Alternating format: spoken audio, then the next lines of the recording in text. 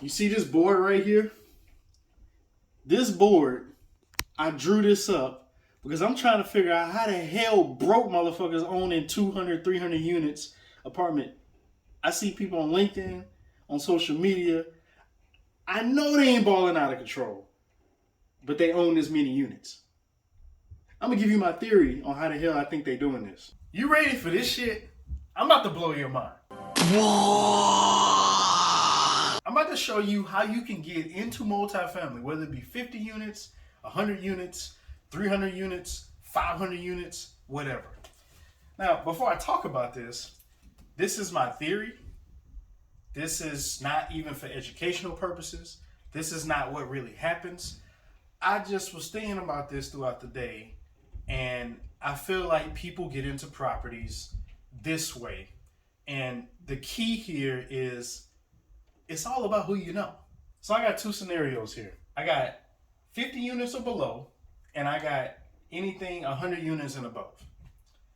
And if I come over here to the 50 units, I use a few metrics here. The rents, we're gonna keep it $1,200 a month. Occupancy 90% because properties are never 100% full, not when you underwrite it. And expenses are 50%. You never know what they are, so just take half. Management fees and taxes, I just threw 25%. And you got different ways of purchasing the asset, which could be either with cash, raising capital, and creative finance. I'm not gonna get too much into creative finance, but that's an option that you could do. For the 50 units, it could be 50 units, 10 units, 20 units. I know people personally who have 6 or 8 units, and that pays them for the rest of their life, and they're fine with that, right? So let's say you come in on a 50 unit property. At the occupancy, 45 units that are filled, times $1,200 a month, that's gonna give you $54,000 a month, right? Times 12 gives you about $648,000 a year. If I take half of that for expenses, that's gonna leave me with about $243,000 minus the fees and everything, about $243,000 a year that you're gonna profit, that goes directly into your pocket every single year. You got a few options. If you've been saving up money for some time and you bought this property by yourself, then you're gonna reap the $243,000 by yourself after you pay management, and this is passive income, right? If you didn't buy it by yourself and you maybe raise capital or you pull capital together just for maybe you and your friends, maybe you and your friends all are doctors, you all engineers, and you say, hey, let's put money in this pot over a period of time. We agree that we're gonna buy some property, we're gonna pass it down to our family, whatever the case may be. Let's just say you did that and you got 5 people in on the deal. All these people you know personally, y'all gonna have this property in your name, in the entity name, whatever. Usually, from what I see, some people that are savvy enough will get the property put into an entity. Some people may do it in their personal name.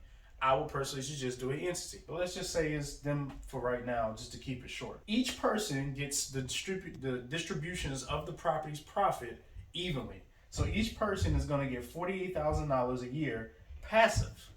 That's more than a lot of people's salary in this country of the US and the A. Proud to be an American, where at least I know I'm free. $48,000 passive, and they don't have to work for that. So it's actually more than $48,000 because they don't have to spend time to get that money. They don't have to trade time for that money. This is in a sense about who you know. Who can you partner with to bring money together to take down a deal this big?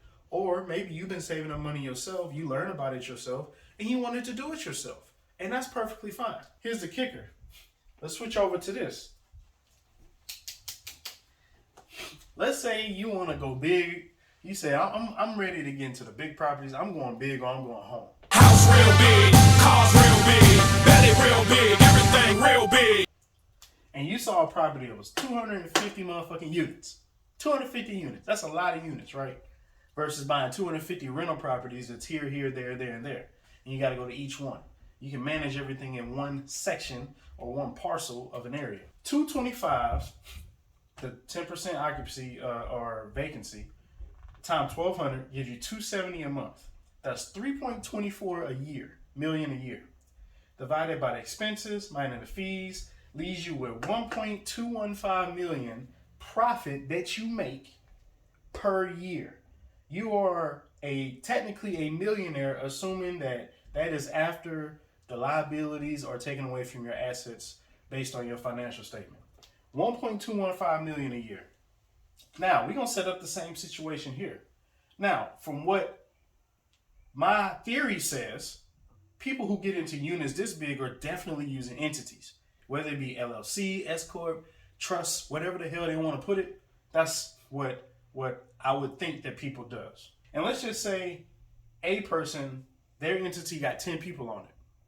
B people have 5 people. C has 2, D has 4, E has 6 people under their entity.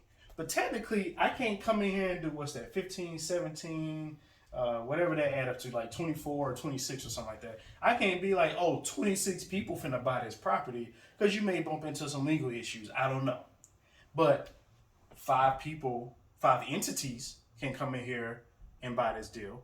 And every entity has a role, right? Every entity has a role in managing this property.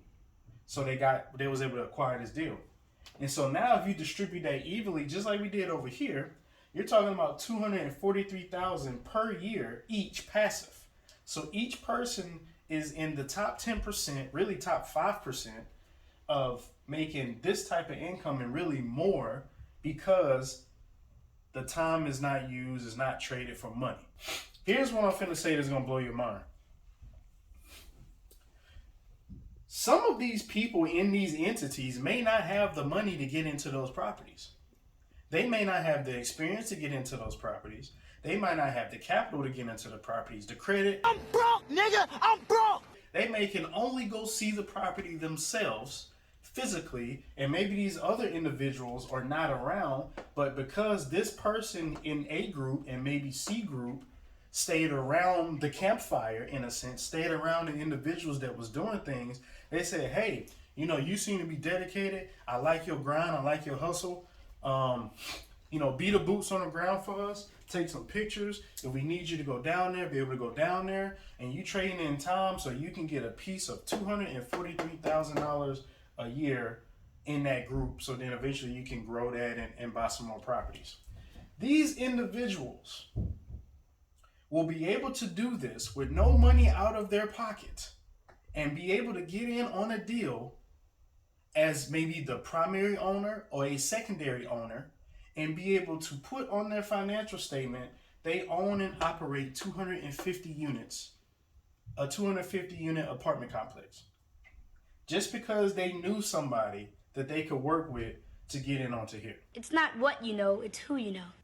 Now you could have did the same thing over here, but I stress this right here because it's more units. You can scale it faster just by the math, and you have enough revenue to pay management enough to where you don't have to do anything, because you don't want to be trying to go manage 250 units.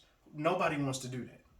So what I'm saying is, anybody can get into multifamily. You just got to know the right people.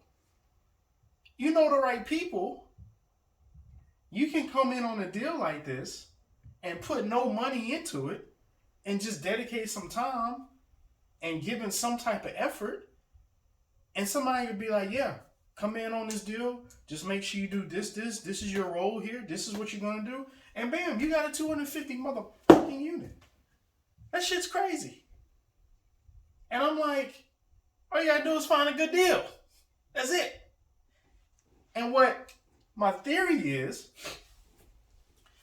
people don't even have a huge chunk of money in their accounts to get in on these deals, but then they're $50 million, $100 million assets under management that's in their name.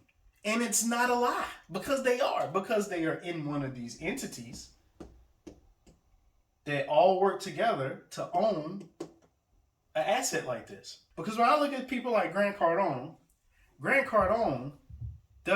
he puts a good portion of his money up because he's just liquid like that. He would be toward, this A option with cash, but he don't want to put that much cash up. He want to have some liquid cash to do something else. So he's going to go market out to everybody saying he has a fund or whatever, or whatever he does on social media. And he's going to get a bunch of people to invest into the deal with him. And every single one of those people are going to be a potential owner in this property based on maybe how much they put in the property. I don't know. When I sat down and was thinking about this, I said, ain't this some shit? I'm from a small town in Mississippi where the best thing that you can have was driving down to Biloxi and going to the casino.